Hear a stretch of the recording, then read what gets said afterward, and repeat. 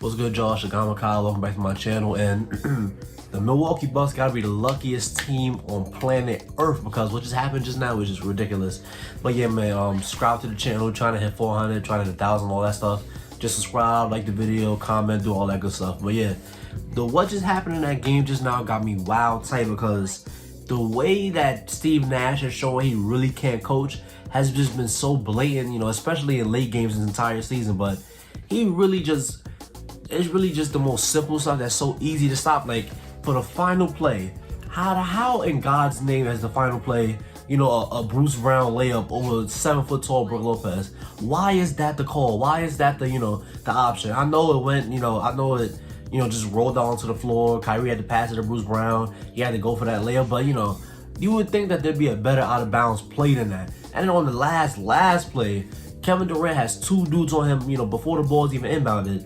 And it's the best Steve Nash comes up with is, let's just force it to KD. And then KD has to take a jump shot, or not even a jump shot. He has to shoot it with one hand over two guys, one of those guys being PJ Tucker. That's just ridiculous to me.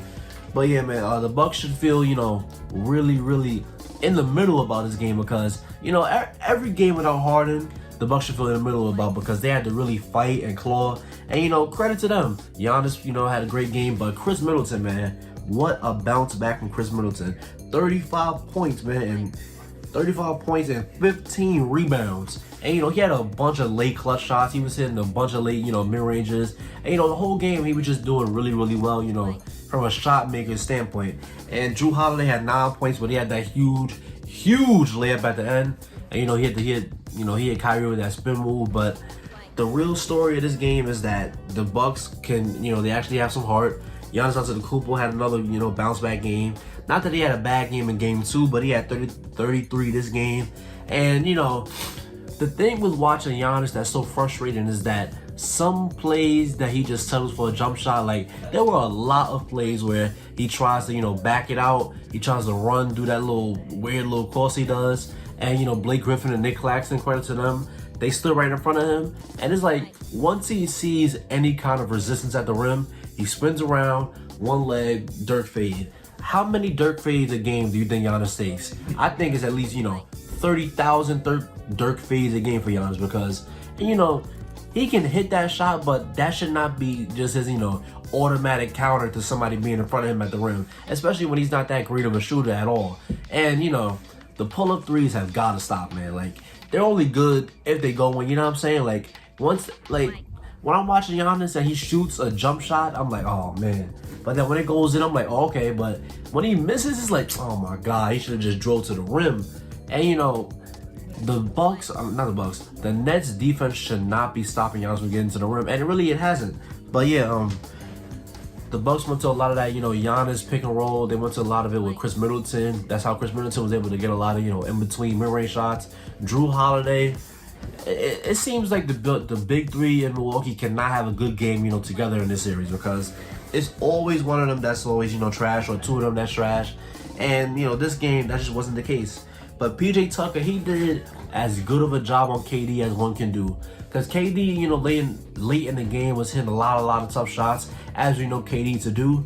But PJ Tucker was always right up under him. He was fighting over screens. He was really just staying with him. But this game really should not make Bucks fans feel too happy. Like, of course you're gonna be happy because your team won, but y'all won by 3 points, and the second best player in Brooklyn isn't playing. Any game without Harden is just, taken with a grain of salt. But yeah, man, not to, rain on the Bucks parade. That was a great win.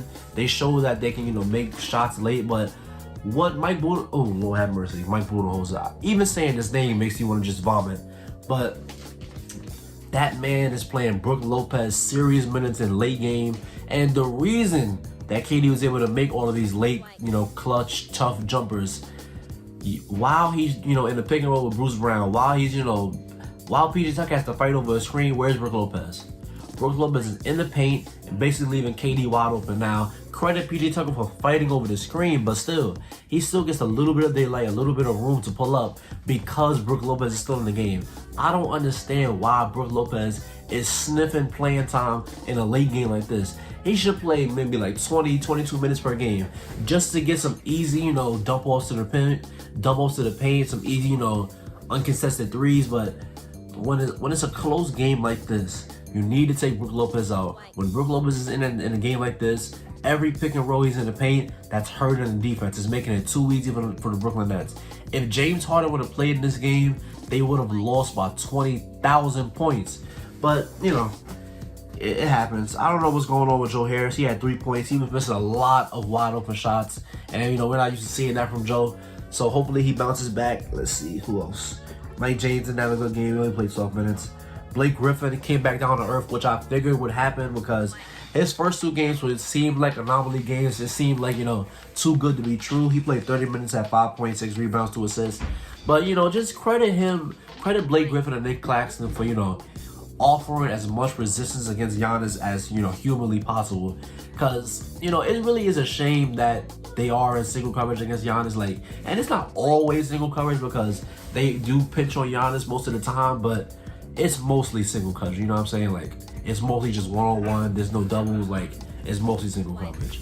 But yeah, man, the Bucks, they should feel, you know, like I said, they should feel about in the middle about this because Chris Middleton, his confidence should be sky high. And, you know, they could say, you know, if Drew Holiday has a regular game, then, you know, we will win this by a lot more. But the fact that I think it was 30-9 and they let them come back and make it a game like this, but it was a low-scoring affair. Because, you know, in the fourth quarter, it was a really rough game to watch because it was basically Chris Middleton contested jumper, and then it was Bruce Brown floater, and then it was, you know, missed wide open mid-range from Joe Harris, and it was just, you know, really rough to watch on both ends. But yeah, man, it was a good game. I'm personally kind of happy the Bucks won because once it becomes 3-0, then the series becomes very bleak. It becomes boring to watch because you know the Bucks are not going to come back from a 3-0 lead. But now that it's 2-1 and the game 4 is in Milwaukee, now I think we have some great basketball ahead of us. But I still have the Nets in 6. I was going to say they were going to win in less if they would have won tonight, but it's still Nets in 6. But, you know, congratulations to the Bucks fans out there. But yeah, man, you see at the end of this video, thank you. Don't forget to like, comment, and subscribe, and I'll see you on the next one.